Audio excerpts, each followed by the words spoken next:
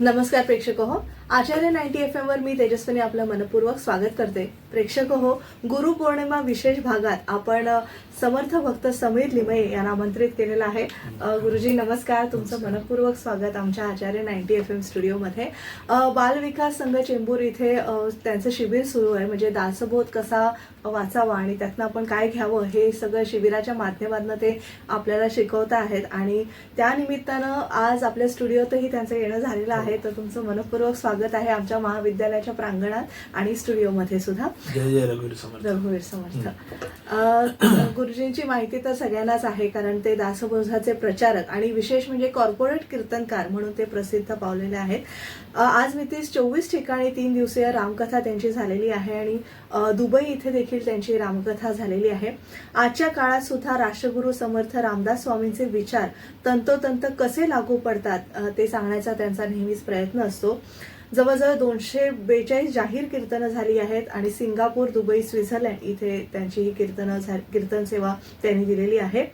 132 समर्थ विषयक निरूपणे केलेली आहेत. आजपर्यंत 2000 मुलांना हनुमंत उपासना त्यांनी शिकवलेली आहे. आणि हाच सगळा त्यांचा थोडासा प्रवास आणि आपण दासबोधातनं नेमकं काय घ्यावं आणि आज गुरुपौर्णिमेच्या निमित्ताने आपण हा विशेष भाग करतोय. तर गुरुपौर्णिमेचं मुहूर्त साक्षात गुरुदेवांकडनं आपण जाणून घेण्याचा प्रयत्न करणार आहोत. गुरुजी, थोडंसं आपण गुरुपौर्णिमेविषयी थोडंसं आधी मार्गदर्शन करूया. ऍक्च्युली असं आहे की सगळ्यात सर्वप्रथम तुम्हाला सगळ्यांना माझ्याकडनं जय जय रघुवीर समर्थ. चेंबूरमध्ये आता ताईंनी सांगितलं त्याप्रमाणे दासबोधाचा अभ्यास शिबिर चालू आहे आणि ही दर शहरांमधनं आम्ही वेगवेगळ्या शहरांमध्ये दासबोध अभ्यास शिबिर करतो. याचा उद्देश अनेकांच्या घरात त्यानिमित्ताने दासबोध हा ग्रंथ जातो आणि प्रत्येकाच्या अभ्यासाची सुरुवात होते. आता तुम्ही म्हणालात तसं गुरुपौर्णिमेच्या निमित्तानं जर आपला आजचा हा एपिसोड होणार असेल तर सर्वप्रथम म्हणजे गुरु म्हटल्यानंतर साक्षात समर्थ रामदास स्वामी, बाकी कोणी नाही. पण गुरु पौर्णिमा याला व्यास पौर्णिमा म्हणतात. त्या दिवशी आपल्या गुरुचे आपण म्हणजे पाय सेवावे असं म्हणतात. परंतु हे सगळं थोडंसं एक प्रोसिजरचा भाग येतो, म्हणजे ज्याला आपण म्हणतो बहिरंगाचा भाग. पण अंतरंगातनं गुरुपौर्णिमा तीच होऊ शकते जिथे गुरुला शिष्याकडनं काय अपेक्षित आहे हे शिष्यानं करणं हे खरं म्हणजे गुरुपौर्णिमेला जास्त गरजेचं आहे. आणि मग त्याच्यामध्ये सगळ्यात महत्वाची गोष्ट ती म्हणजे गुरुसेवा. आता होतं कसं की आताच्या जनरेशन प्रमाणे किंवा मागच्या जनरेशन प्रमाणे गुरुची सेवा म्हटल्यावर आपण एका पर्टिक्युलर एकाच वेळी विचार करतो. तशी गुरुसेवा नाहीये. गुरुसेवा ही अशी आहे की गुरुला तुम्ही मुळात काय देणार, बरोबर आहे. सो आपण जे काही साधारणतः त्याचे पाय धुवून त्याला काही दक्षिणा किंवा फळं हे सगळं बहिरंगाचा विषय. पण मुळात गुरुला आपल्याकडनं काय अपेक्षित आहे ती म्हणजे अंतःकरणाची शुद्धी. आपलं चित्त शुद्ध असलं पाहिजे, हे गुरुला खरं अपेक्षित आहे. आणि असं जर तुमचं होत असेल तर ती एक प्रकारे गुरुपौर्णिमा आहे. म्हणजे गुरुसेवेत अनेक प्रकार खूप आहेत. पण अगदी सिंपल आणि साध्या भाषेत सांगायचं तर तुम्ही गुरुला काय अभिप्रेत आहे असं म्हणताना असा आपण विचार करावा की समर्थाने दासबोधामध्ये नवविधा भक्ती सांगितली. पण त्यातला कुठलाही एक प्रकार तुम्ही नक्की श्रद्धेने करू शकता. हे प्रॅक्टिस आहे, शेवटी करून करून करून होतं. पण खरी गुरुसेवा अशी की सेवेच्या बदल्यात काही नको असतं. हे ज्या दिवशी होईल ना खरोखर आतून, त्या दिवशी ती गुरुसेवा होते. तोपर्यंत ती एक प्रकारचं डील होतं की मी एवढे हे केलं त्याच्या बदल्यात मला हे द्या. मग ते काही असू शकतं, ते प्रापंचिक काही समस्यांवरची रेमेडी असू शकते किंवा खरोखर काही आजारपण असतं, काही 100. पण जर गुरुपौर्णिमेचा विषय असेल आणि जर गुरुला आपल्याकडनं काय अभिप्रेत आहे तर मुळात शिष्याला कधीतरी जेन्युअनली ही इच्छा व्हावी की मला भगवत प्राप्ती व्हावी. जोपर्यंत हा हेतू तुमचा स्पष्ट होत नाही तोपर्यंत गुरु प्रयत्न करत राहतो सारखं. आपल्याला जसं आई मुलाला किती वेळा पडला तरी उचलून नेते, गोड बोलून थोडंसं कर रे, चल रे, तसा गुरु आपल्याला त्या प्रवासात देत असतो. पण शिष्याला हे कळलं पाहिजे की त्याला फायनली काय अभिप्रेत आहे, की शिष्याच्या मनामध्ये ही इच्छा उत्पन्न व्हावी की मला भगवत प्राप्ती व्हावी. सो त्यामुळे तो ज्या दिवशी खरा भाव निर्माण होतो ती खरी गुरुपौर्णिमा.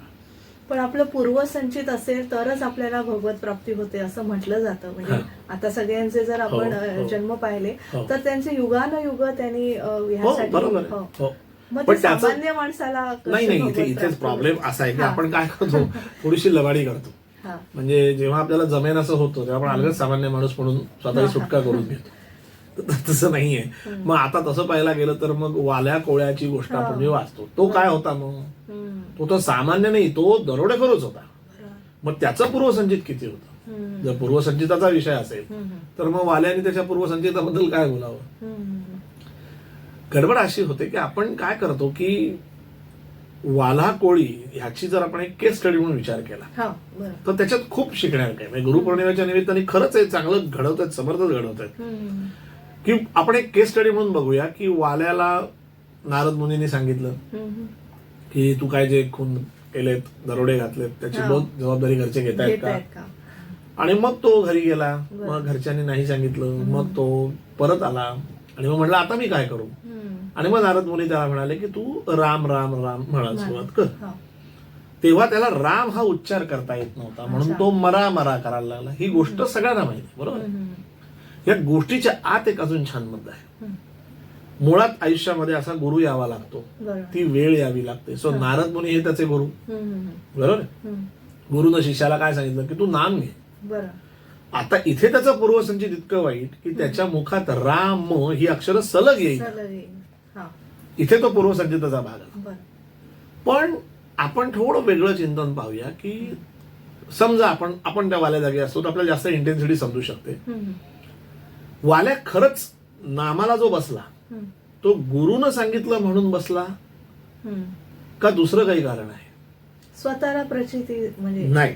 तर तिथे खरा मुद्दा असा आहे जे तुम्ही सामान्य माणूस म्हणलात. सामान्य माणूस कसा असतो त्याचं उदाहरण आहे. त्याचं कर्म जाऊ दे, दरोडे बिरोडे, पण शेवटी तो पण एक सामान्यच माणूस ना. शेवटपर्यंत त्याचा असा गैरसमज होता की घरच्यांची मला संमती आहे आणि घरचे सगळे माझ्यावर अवलंबून आहे आणि माझ्या कर्मामध्ये त्यांचा बरोबर आहे. म्हणजे खऱ्या अर्थानं तो नारद मुनींनी सांगितलं म्हणून नामाला बसला हे जरी वरचं दिसलं तरी अंतरंगात त्याला इन्साइट आली की अरे या जगात माझं कोणी नाहीये. जोपर्यंत म्हणजे आपल्या अगदी ग्राम्य भाषेत सांगायचं, जोपर्यंत संसारामध्ये आपल्या एखादी पेकाटात लाग बसत नाही ना तोपर्यंत आपल्याला भगवंताची आठवण होत नाही. एक्झॅक्ट त्याचं तसं झालं. जेव्हा त्याला ती इन्साइट आली की खरं कोण नाहीये, मग आता काय करावं? आता गुरुचं ऐकण्याशिवाय पर्याय नाही आणि मग तो नामाला बसला. आता आपण कसं करतो की साधारण टीव्ही सिरियल मध्ये पाहिलंय, मग तो नामाला बसला, लगेच काही वर्ष निघून गेली, असं नाही होत ना. एक प्रोसेस आहे. सामान्य माणूस म्हणलं म्हणून मी ते उदाहरण देतो की त्याचं लगेच थोडीच कॉन्सन्ट्रेशन होणार आहे. तो बिचारा सुरुवातीला मरा मरा म्हणत होता. ही वॉज ट्राईंग, मरा मरा मरा, अजून राम कसा मला राम म्हणता येत नाही. इथे कुठेतरी त्याच्या पाप पुण्याची जी बॅलन्स शीट आहे ती टॅली तर व्हायला पाहिजे. एक पॉइंट त्याला असं निश्चित गवसला असेल की अरे मला राम म्हणता यायला लागलं. राम राम राम राम राम, एका ठिकाणी साऊंड सुरू झाला की राम राम राम. त्या दिवशी त्याला पहिल्यांदा आनंद झाला की अरे मी राम म्हणू शकतो. ही ती इन्साइट आहे की खऱ्या अर्थानं मला राम म्हणता यायला लागलं म्हणजे मी इतका नामामध्ये दंग होऊ शकतोय. हा पहिला कॉन्फिडन्स त्याला आला. आता तुम्हीच विचार करा, तो राम नामात घडून गेला असं आपण म्हणतो, घडून गेलाच, प्रश्नच नाही. पण एका दिवसात झालेली गोष्ट नाही, काही प्रोसेस आहे. त्या प्रोसेस मधनं तो गेला आणि इतका त्याची ब्रह्मानंदी टाळी लागली की त्याच्यावर मुंग्यांनी वारुळ बांधला. परत पर्स्पेक्टिव्ह बघा, एक मुंगी चावली आपल्याला तर दिवसभर तो फोड आपल्याला छळतो अक्षरशः. आपण मीठ लाव, हे कर, काय ना काय करतो. इथे मुंग्यांनी अख्खं वारुळ बांधलं म्हणजे त्याला किती यातना झाल्या असतील. हा जसा एक भाग तसा दुसरा भाग असा तो देहबुद्धीच्या पलीकडे एवढा गेला नामात गंडून. मुंग्या वारुळ कुठे बांधतात? काष्ठावरती, बरोबर आहे. म्हणजे ह्याचं शरीर काष्ठासारखं झालं. म्हणजे ऍक्च्युली मुंग्याच गणल्या आहेत. मुंग्यांना वाटलं अरे हे बरं आहे वारुळ बांधायला, त्यांना माहितीच नाहीये ती व्यक्ती आहे. लक्षात घ्या, एक नाम काय ट्रान्सफॉर्मेशन करू शकतं. म्हणजे सामान्य माणसानं हे जर उदाहरण पाहिलं तर लक्षात येईल की अरे आपण एक माळ सुद्धा नीट करू शकत नाही. माळ्यातल्या एकाही मण्यावर आपण छातीटोकपणे सांगू शकत नाही की मी आता नामात होतो. कारण ज्या दिवशी तुम्ही सांगाल मी नामात होते त्या दिवशी तुम्ही नामात नव्हता.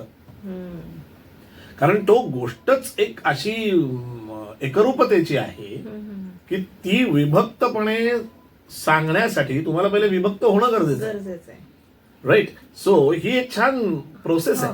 आणि आपलं कॉन्सन्ट्रेशन नाही म्हणजे नामात जो घडून जातो ना गळून जातं. त्यालाच हे सगळं पुढचं ऍक्च्युली आपल्याला दिसायला लागतं. सो वाल्याचा वाल्मिक असं आपण म्हणतो. वाल्मिक म्हणजे संस्कृतामध्ये मुंग्यांच्या वारुळाला वाल्मिक म्हणतात.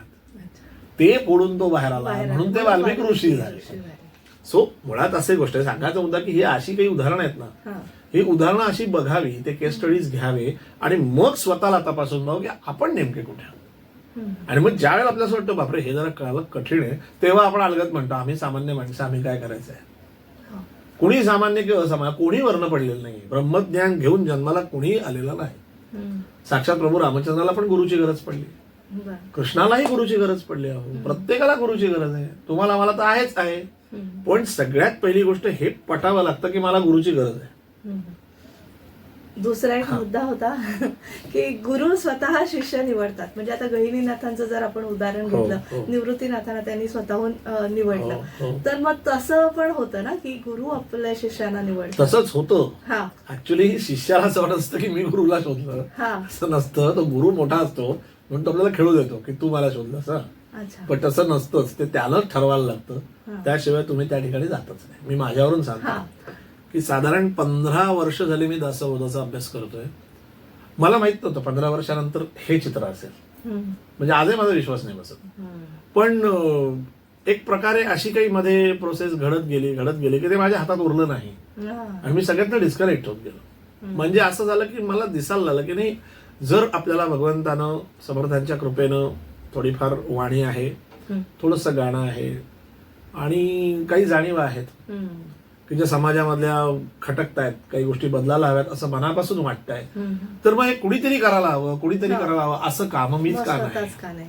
आणि मग ती समर्थांची प्रेरणा झाली आणि मग हा फायनल निर्णय मी घेऊ शकलो. आता मी घेऊ शकलो हा शब्द पण चुकीचा आहे, तो त्यानेच घ्यायला लावला.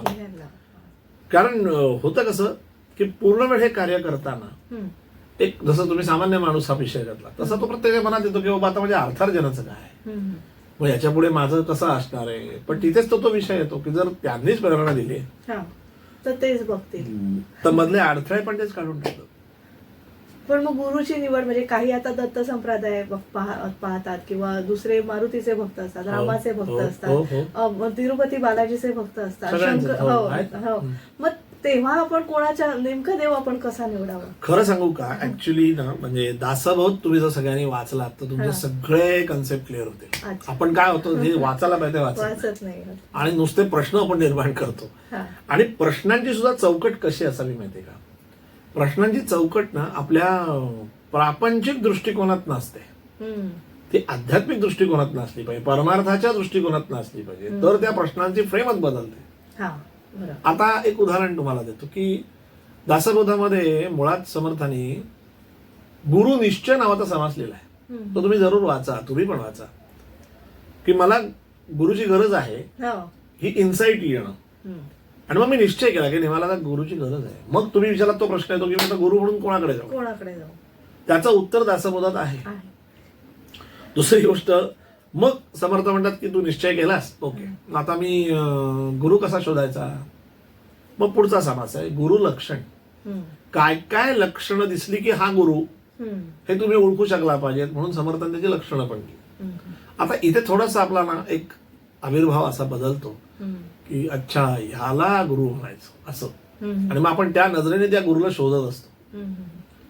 समर्थांना शोध जरूर, पण त्याच्यासाठी पुढचाही समास वाच, तो आहे शिष्य लक्षण. तू मुळात शिष्य लक्षण आहेत का, हा तर तुला गुरु सापडणार आहे. आपण कन्व्हिनियंटली शिष्य लक्षण बाजूला ठेवलंय आणि गुरुला शोधतोय आणि ते सुद्धा एका ऍटिट्यूडने.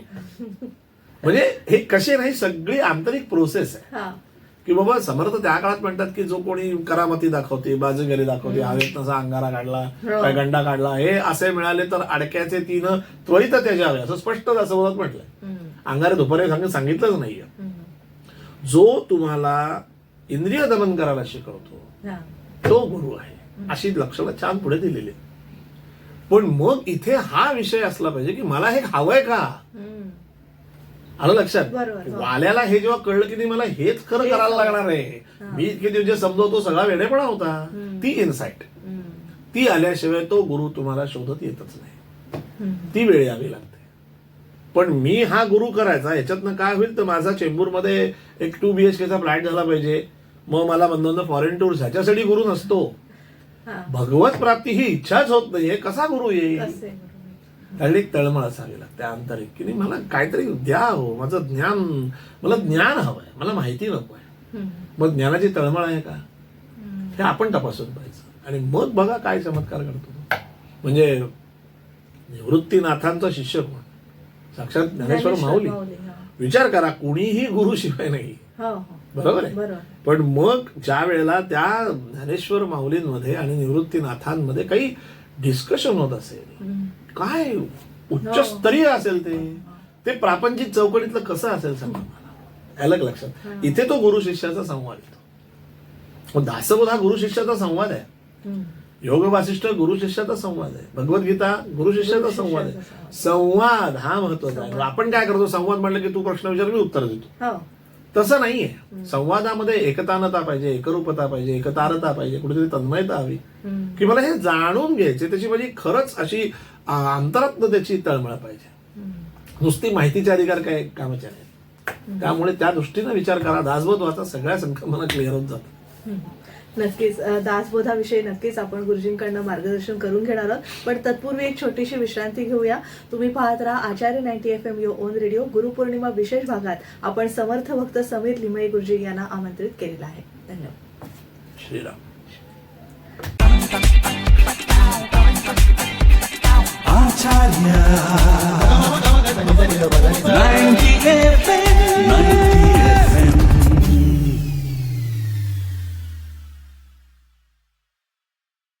तुम्हा सगळ्यांचं पुन्हा एकदा स्वागत. तुम्ही ऐकत आहात आचार्य 90 FM युअर ओन रेडिओ आणि आज आपण गुरुपौर्णिमा विशेष भागात समर्थ भक्त समीर लिमये यांना आमंत्रित केलेलं आहे. गुरुजी, आता असं सांगा की दासबोध आपण म्हणजे बरेच जण घरात असतो आणि ते कधी कधी त्याचं पारायण होतं. काल जसं तुम्ही म्हणालात तसं 7 दिवसाचं पारायण, म्हणजे आपण ज्या झपाट्याने पारायण करतो आणि ते अगदी तांत्रिक दृष्ट्या होतं, तर तसं न होता भावनिक दृष्ट्या आपण तिथे उपस्थित असणं, उपस्थिती महत्वाची, हा मुद्दा तुम्ही काल अधोरेखित केला. तर आजच्या काळामध्ये कसं दासबोधाचं आपण प्रत्यंतर कसं घेऊ शकतो आयुष्यामध्ये? नाही, मुळात सांगितलं तसं की आपण कसा दासबोध सांगितलाय, समर्थांनी मुळात कसा लिहिलाय, कसं जसं आपण एखादी लौकिकातली डिग्री घेतो, काय BSc म्हणा, MSc म्हणा किंवा MCOM व्हॉटएव्हर जे काय इंजिनिअरिंग असं, जेव्हा तुम्ही ऍडमिशन घेता तेव्हा तुम्हाला जशी सिलेबस पहिले दिली जाते, बरोबर. मग आपण काही दिवस फक्त त्या पुस्तकांचा एक आकार, उकार, वजन हे बघण्यात घालतो की बापरे एवढा अभ्यास करायचा आपल्याला, 7 सब्जेक्ट, असं आपल्याला जसं टेन्शन येतं तसं दासबोध बघितल्यावर येतं, काही गैर नाही. पण मग ते तसं तुम्ही करताना की आता मला केलंच पाहिजे आणि म्हणून आपण सुरू करतो. मग हळूहळू त्यातल्या काही कन्सेप्ट आपण शिकून घेतो, परत परत वाचतो, मग त्यातल्या काही डेफिनेशन परत परत पाठ करतो. तीच प्रोसेस इथे पण आहे. पहिले दासबोध हातात घ्या, त्याची अनुक्रमणिका नीट वाचा, मग तुमच्या लक्षात येईल की समर्थाने एका सिक्वेन्सने लिहून दिलंय, त्याला काहीतरी मिनिंग आहे, अर्थ आहे. उगाच काहीतरी ह्याच्यानंतर ते त्याच्यानंतर ते असं नाहीये. 10 समास म्हणजे 1 दशक, असे 20 दशक आहेत. म्हणजे 20 दशक आणि 200 समास, सॉरी, असा साधारण 7,751 ओव्यांचा हा दासबोध आहे. पारायणाचं जे आपण बोललो, काय होतं की 7 दिवसात 7,751 या ओव्हरलोडेड होणार आहेत. असं मी उदाहरण दिलं तसं की तुम्ही अचानक उद्या केमिस्ट्रीचं पुस्तक घेतलं आणि 7 दिवसात अख्खं वर्षाचा अभ्यास कसा होईल, सेम वे तशी तुम्ही त्यात डिव्हिजन करता. तशी समर्थाने याच्यात पण डिव्हिजन सांगितले की बाबा रोज 2च समास वाच, जास्त नको, कारण ते 2 समास सुद्धा हेवीच आहेत. हे वाचल्यावर लक्षात येतं की अरे बापरे. सुरुवातीची प्रोसेस काय होते की पहिले आपण ब्लँकच होतो की अरे काही कळलंच नाही मी काय वाचलं. होऊ शकतं ना, कोण वर्ण पडलंय मगाशी म्हटलं तसं, म्हणजे ते मार्गदर्शक असतात, त्यांचं मार्गदर्शन घ्यावं. पण ते सोडू नये की नाही मला हे कळलं पाहिजे, हे काय, हे शुद्ध ज्ञान आहे. मग जर मला शुद्ध ज्ञान हवं असेल तर मला एफर्ट्स केले पाहिजेत ना. मग रोज 13 मनाचे श्लोक आणि 2 समास दासबोध, ह्याच्यात सातत्य ठेवा आणि मग तुमच्या लक्षात येईल की बरोबर 100 दिवसाचा हा प्रोजेक्ट होऊ शकतो. रोज 2 समास म्हणून 200 समास आहेत. सो तुम्ही 100 दिवस जर हे सातत्य ठेवलं तर 100व्या दिवशी तुम्हाला काही चमत्कार घडणार नाही. 100व्या दिवशी हे कळेल की मी आतापर्यंत जे वाचलं ते मला काही कळलं नाही. आणि याचा दुसरा बेनिफिट असा की आपला अहंकार एकदम खाली येतो की अरे आपल्याला काहीच येत नाहीये. आपण आपल्या जनरल काहीतरी आपल्या एक BSc आणि इंजिनियर काहीतरी टेंबे मिरवत बसतो, आपल्याला बेसिकच काही कळलेलं नाही की नक्की काय आहे. त्यावेळेला गुरुकृपा झाली तर तुम्ही पुन्हा दासबोध हातात घेता. अच्छा. आणि तो जर दासबोध हातात घेतला हा. मग जे मॅग्नेट लागतं मग तुमचं कोणी काढू शकत नाही. पण हे अनुभवाचं बोलणं आहे. हम्म. मगाशी म्हटलं तसंच की उद्देश काय, मला ज्ञानाची प्राप्ती व्हावी, हम्म. मला प्रमोशन मिळावं, मुलीचं लग्न व्हावं, परदेशात जायला मिळावं, ह्याच्यासाठी दासबोध नाहीये, हा. अजिबात नाही. दासबोध कुठेही चमत्काराला स्थान देत नाही. हम्म. समर्थ त्याला एक छान शब्द वापरतात, कामनेचं व्रत. हम्म. हे कामनेचं व्रत नाही, हम्म. हे क्लॅरिटीच आहे की बाबा मला हे कळलं पाहिजे, काय ब्रह्म आहे, हम्म. नक्की माया काय आहे. मी हे शब्द अनेकांकडनं ऐकले पण मला कळलं का ते. हम्म. मग ते समर्थांशिवाय कोण शिकवणार. हम्म. आता एक छान तुम्हाला उदाहरण देतो. इथे कसं तुमच्या समोर आता हे आहे बघा. हा. मनी धरावे ते होते, हा. विघ्न अवघेची नासोनी जाते, हम्म. कृपा केली या रघुनाथे प्रचित येते. ही समर्थांची ओवी आहे, राईट. No. ज्या अर्थी समर्थांचा दंडके अधिक केले मग सांगितले, त्या अर्थी ज्या अर्थी समर्थ प्रत्येवेळेला बोलत नाहीत. हम्म. 3 प्रकारच्या प्रचिती असतात. एक असते ती गुरुप्रचिती, एक असते ती शास्त्र प्रचिती, आणि तिसरी असते आत्मप्रचिती. हम्म. बघा, तिन्ही मुद्दे फार महत्वाचे आहेत. दासबोध वाचताना काय, कुठल्याही विषयाचा अभ्यास करताना हेच आहे. गुरुप्रचिती म्हणजे काय, गुरु त्याच्या प्रचितीचं आपल्याला सांगतो. हम्म. मग शास्त्र प्रचिती म्हणजे काय, शास्त्रात पुस्तकात काय म्हटलंय हा. ते आपण वाचतो, पण तुझा अनुभव आहे का, हम्म. ते आत्मप्रचिती आहे. आलं लक्षात. तसं हे जे की मनी धरावे ते होते, होते. हा. म्हणजे मला ते खरंच हवंय, हे तुझं कॉन्क्रीट पाहिजे ना. हम्म. मनी धरावे ते होते, आणि ते जर फिक्स असेल तर विघ्न अवघेची नासवणे जाते. हम्म. पण एक त्याच्यात आहे, कृपा केली या रघुनाथे प्रचित येते. हम्म. रघुनाथाची कृपा पाहिजे. पाहिजे. हा, त्याचे कसं होईल. मग रघुनाथाची कृपा म्हणजे तुमचा सेट पाहिजे गोल, त्याला भगवंताचा अधिष्ठान पाहिजे. हम्म. आणि ते सगळं जर तुम्ही घेतलं तर दासबोधारका सुंदर ग्रंथराज नाही. म्हणजे आमचं तर दैवतच आहे, आम्हाला काही प्रश्नच येत नाही. दुसरं काही वाचायची इच्छाच होत नाही, कारण सगळ्याचा अभ्यास करून समर्थाने आपल्या समोर ठेवलाय. हम्म. कारण ते जाणतात की तुमच्यासारखी प्रापंचिक माणसं, त्याला एक लिमिटेशन्स आहेत. आपण सगळे ग्रंथ नाही वाचू शकत. हम्म. मग समर्थाने गुरुगीता, शिवगीता, उत्तर गीता, अवधूत गीता, हंस गीता, हेमगीता, पांडव गीता, उपनिषद, वेदांत, श्रुती, या सगळ्याचा अभ्यास केलाय आणि त्या सगळ्याचा कोळ करून आपल्यासमोर हा ग्रंथ ठेवलाय. मग आता तुम्हाला बाकी बघायची गरज काय. बरं, पुन्हा तो ग्रंथ मराठीत आहे, हा. म्हणजे काही संस्कृत पाठांतर करायची गरज नाही. मला तो एक फार का तुमच्या माध्यमातून मी सांगतो, बऱ्याच लोकांना ही फार हौस असते की जी तुमची भाषा तुम्हाला नीट येत नाही. हा. मग समर्थाने संस्कृतमध्ये का नाही लिहिलं, त्यांना काही येत नव्हतं का. बरं. त्यांचं क्लिअर म्हणणं आहे की काळाप्रमाणे तुमची भाषा बदलत जाणार आहे. हम्म. 350 वर्षापूर्वी केवळ सगळं जगातलं ज्ञान हे संस्कृत भाषेमध्ये होतं, हम्म. म्हणून ते सगळ्यांना ओपन व्हावं, मुक्त व्हावं, म्हणून समर्थाने ते मराठीत लिहिलंय. बरं. म्हणजे ज्ञानाशी मतलब आहे ना, भाषेशी नाही ना. हम्म. तरी आम्हाला संस्कृतचं भाषांतर करणं आणि संस्कृत वाचत बसण्याची हाऊस भारी. हो. आणि मग काय होतं, हाती गवसत काहीच नाही, काहीच. नुसती जादळ आपण. त्यापेक्षा इथे जर तुम्ही वाचलं तर पटकन 2 स्टेप पुढे जाता. हम्म. दासबोध अनेक अँगलनी उपयोगी पडतो आयुष्याला, पण तो वाचायला सुरुवात करा. पहिले त्याची अनुक्रमणिका, हम्म. अनुक्रमणिकेचा सिक्वेन्स कसा आहे, हम्म. आणि रोज 2-2 समास वाचत गेलात, बरोबर समर्थ बोट धरून देतात. हम्म. इतका सुरेख पद्धतीने जातो दास. तुम्ही मुलांना जे हनुमंत उपासना शिकवता त्याविषयी जाणून घ्यायचं की हनुमंताचीच उपासना तुम्ही मुलांना का विशेष करून सांगता? अतिशय महत्वाचा प्रश्न आणि खूप छान मुद्दा आहे. काय होतं की आपल्याकडे ना अजून हनुमंत म्हणजे शनिवारी जायचं आणि त्याच्यावर एक बाटलीभर तेल घालायचं, हे एवढंच हनुमंत राहिलाय. हा. हा. दुर्दैवाने ते तसं नाहीये. हा. ते समर्थांनी तर सांगितलं हनुमंत आमचे मुख्य दैवत, हा. आणि त्याचं क्लिअर गणित सांगतो की हनुमंत ही शक्तीची देवता आहे. हम्म. बरं, शक्तीची देवता म्हणजे काय हो, असं जर पाहिलं तर तुम्ही भीमरूपी स्तोत्र तुम्हाला माहिती आहे, समर्थांनी लिहिलेलं. हम्म. त्याच्यामध्ये प्राणदाता असा शब्द आहे. हम्म. प्राणदाता सकळा उठवी बळे. हम्म. मला सांगा, रात्री झोपताना तुम्हाला गॅरंटी आहे तुम्ही उद्या सकाळी उठणार सकाळी आहे? उठणार की. तो उठवतो हनुमंत, हा. तो प्राणदाता आहे. हम्म. म्हणजे तो पवन पुत्र आहे. हम्म. आपला पहिला जर श्वासच नाही हात आला तर तुमचं पुढचं काय चालणार आहे, काहीच चालू शकत नाही. सो पहिले ते आलं पाहिजे. हम्म. मग तो वायुसूत जो आहे, जो रामदूत आहे, असे हनुमंताचे अनेक नाव आहेत. हम्म. मग तो हनुमंताची एक कॅरेक्टर म्हणून जर विचार केला हम्म. तर हनुमंताकडनं केवढ्या गोष्टी शिकण्यासारख्या आहेत. रामाची भक्ती कशी करावी, दास्य भक्ती कशी करावी, निष्ठा किती असावी. हम्म. म्हणजे एक छान उदाहरण देतो की पटकन पटेल असं. सीतामाईनी एकदा, मी जसं ते लावलाय हा.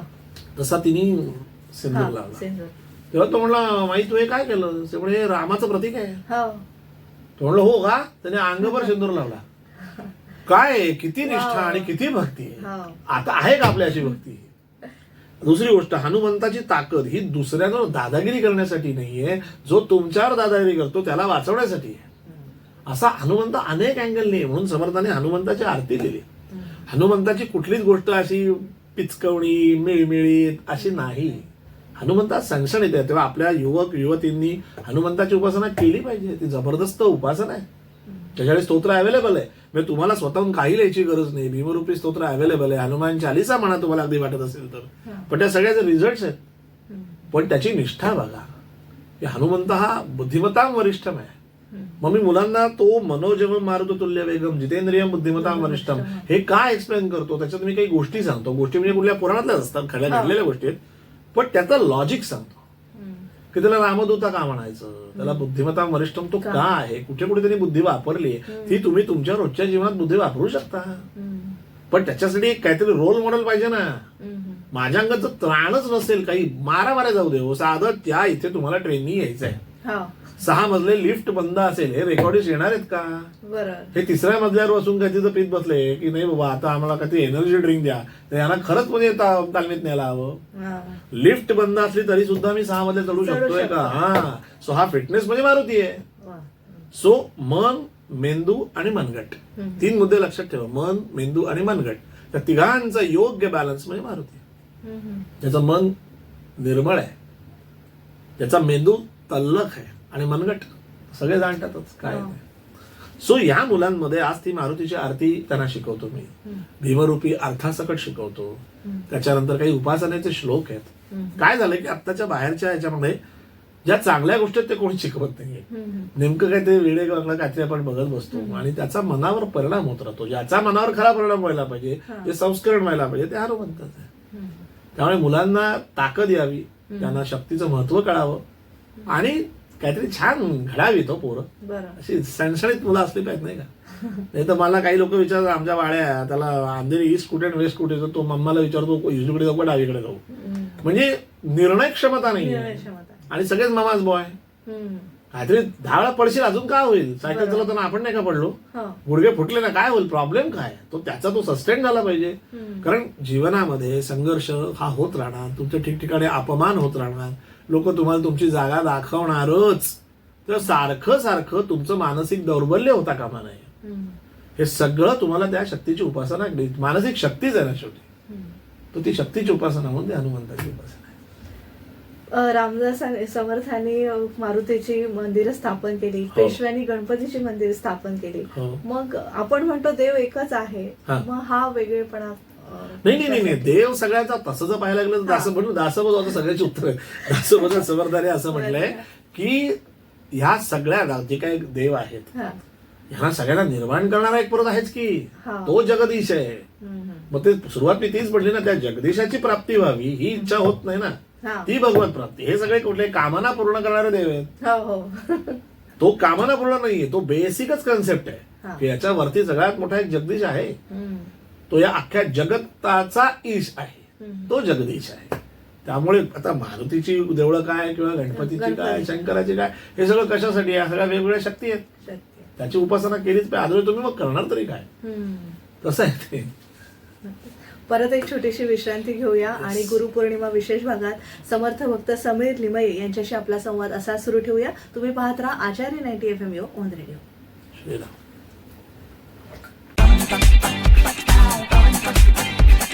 आचार्य 90 FM.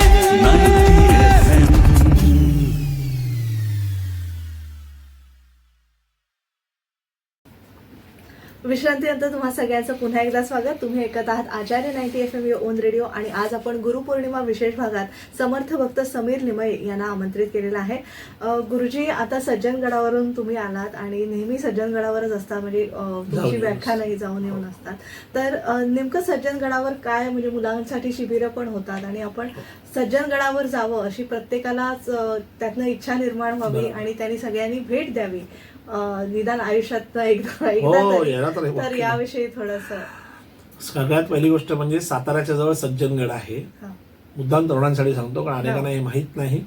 आणि सज्जनगडावर आपल्या समर्थ रामदास स्वामींनी प्रत्यक्ष समाधी तिथे घेतलेली आहे. तर ते समाधी स्थळ आहे. आमचं रामदास स्वामी संस्थान याच्याद्वारे तिथे खूप उपक्रम राबवले जातात. दासबोधाचे अभ्यास शिबिर होतात, लहान मुलांसाठी वासंतिक शिबिर होतं. आत्ताच मे महिन्यामध्ये 170 मुलं मुली होती हा. आणि 8 दिवस तिथे निवासी शिबिर होतं, ज्याच्यामध्ये मी स्वतः शिकवायला होतो. त्याच्यामध्ये आम्ही काही रामदासी संप्रदायाच्या रचना शिकवतो, सकाळी ओंकार साधना असते, सूर्यनमस्कार शिकवतो, त्याच्यानंतर शंखवादन आम्ही शिकवलं मुलांना, शंख कसा वाजवायचा. त्या निमित्ताने आपल्या हिंदू घरात शंख येतो, त्यानिमित्ताने छान प्राणायाम होतो प्रत्येकाचा. आणि हे बाहेर कुठे तुम्हाला क्लासेस मिळणार नाहीत किंवा हे कुठे, कारण हे तसा विषय नाहीये. पण शंखवादन शिकवलं, त्याचबरोबरीने काही सांप्रदायिक रचना आहेत, काही आरत्या आहेत त्याही शिकवल्या. आणि अर्थासकट काही स्तोत्र, रामरक्षा, अर्थासकट त्यातलं रामकवच म्हणजे काय, भीमरूपी अर्थासकट की त्यातली शक्तीची उपासना म्हणजे काय. आणि हे सगळं 8 दिवस निवासी शिबिर असतं, विनामूल्य असतं. आणि डोंगरावर राहण्याची छान मानसिकता असावी लागते, एक वेगळा एक्सपिरियन्स आहे.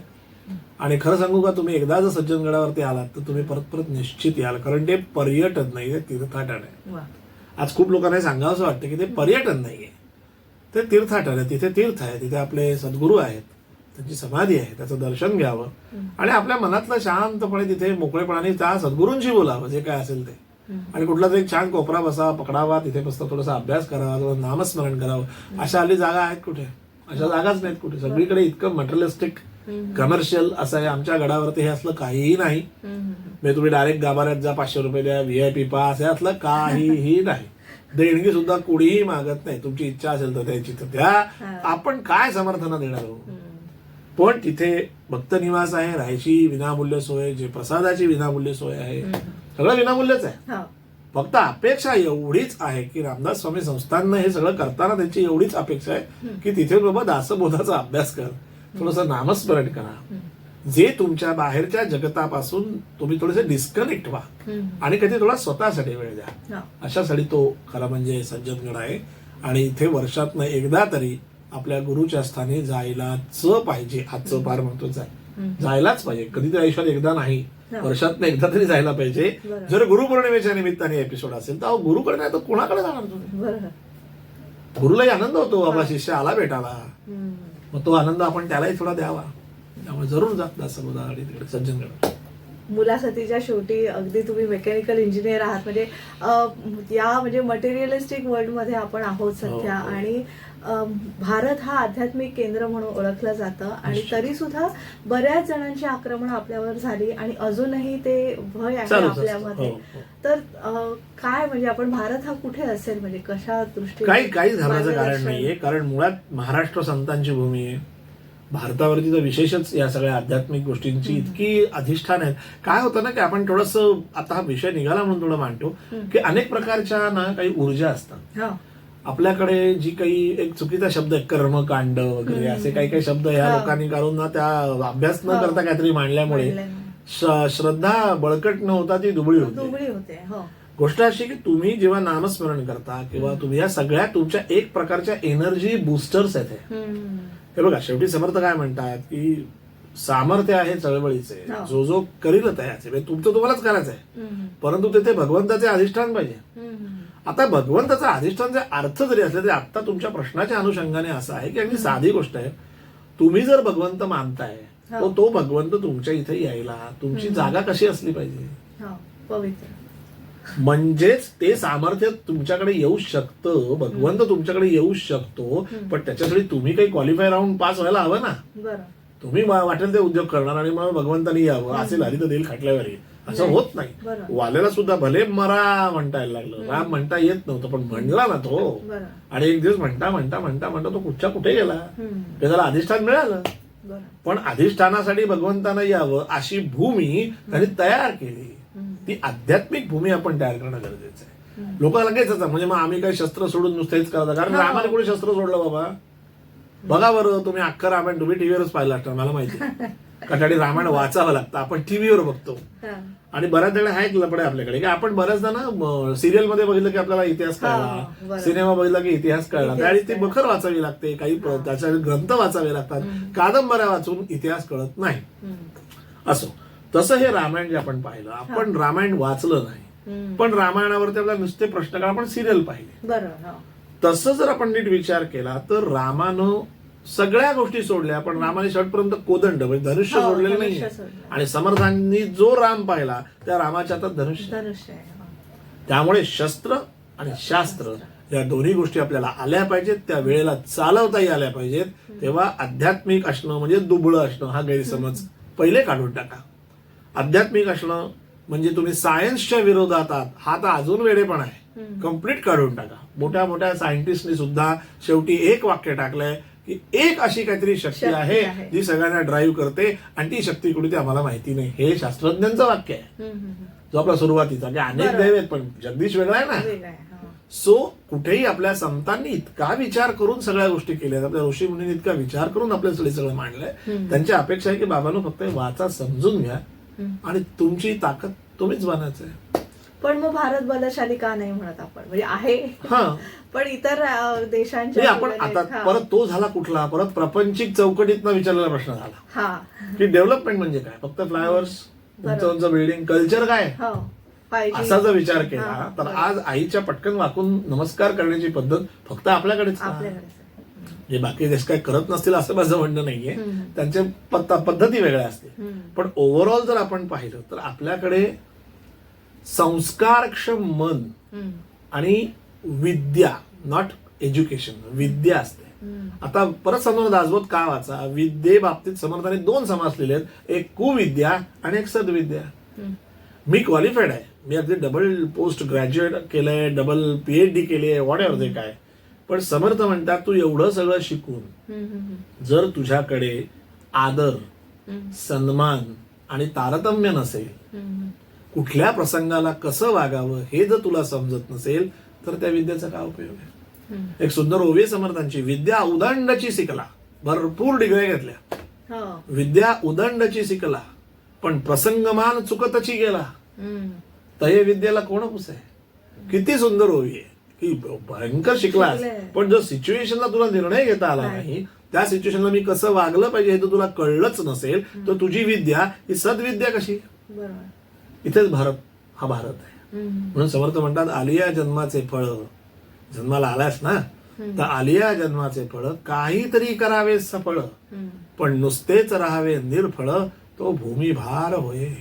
या भूमीवर भार व्हायचा आहे का या भूमीचा भार काही उचलायचा आहे हे ज्याला कळतो तो विवेक, आणि हा विवेक फक्त दासबोधाने जागृत होतो. हो. मला म्हणजे असं वाटतं की वेद पाठशाळांची संख्या जास्ती असायला हवी होती, पण आपल्याकडे इंजिनिअरिंग कॉलेज, मेडिकल कॉलेजची संख्या जास्ती. माझं म्हणणं दोन्हीच महत्वाचं आहे, दोन्ही महत्वाचं आहे. प्रॉब्लेम इथेच झाला की आपण जे झालं ते झालंय. मी आता एक छोटं उदाहरण मला देतो. मी पण इंजिनिअरिंग केलं, पण मला सांगा आपण किती इंजिनियर्सची स्टडी टूर किल्ल्यांवर नेली.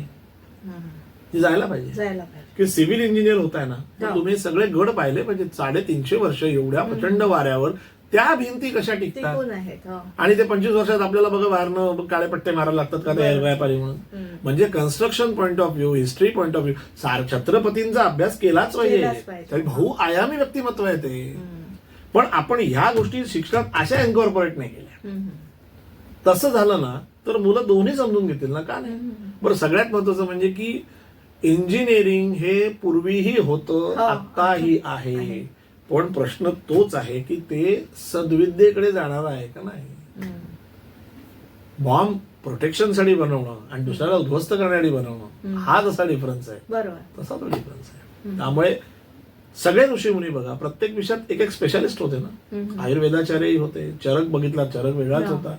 म्हणजे असेच आपण सगळी लाईन पाहिली तर आहे ना, मेडिकल पण आहे, इंजिनिअरिंग पण आहे, आर्किटेक्चर पण आहे, सगळ्या गोष्टी आहेत. पण सगळ्याचा आत्मा ज्याला आपण म्हणतो तो आध्यात्मिकता हाच आहे की दुसऱ्याचं भलं करणं. माझ्या ज्या चांगल्या क्वालिटीज आहेत त्या युटिलाइज करून मी समाजाचं काय भलं करू शकतो असा जो विचार करतो तो समर्थांचा शिष्य, असं त्याचं मिनिंग. नक्कीच आज गुरुपौर्णिमा विशेष भागात तुम्ही आलात आणि आम्हाला थोडं उद्बोधन केलं त्याबद्दल मनपूर्वक आभार. जय जय रघुवीर समर्थ. एक श्लोक म्हणूया आपण. हा. एक छान श्लोक आहे. जय जय रघुवीर समर्थ. मना प्रार्थना तुझला एक आहे, रघुनाथ थकीत होऊन पाहे. अवज्ञा कदा हो यदर्थी न कीजे, मना सज्जना राघवी वस्ती कीजे. जय जय रघुवीर समर्थ. श्रीराम. श्रीराम. आचार्य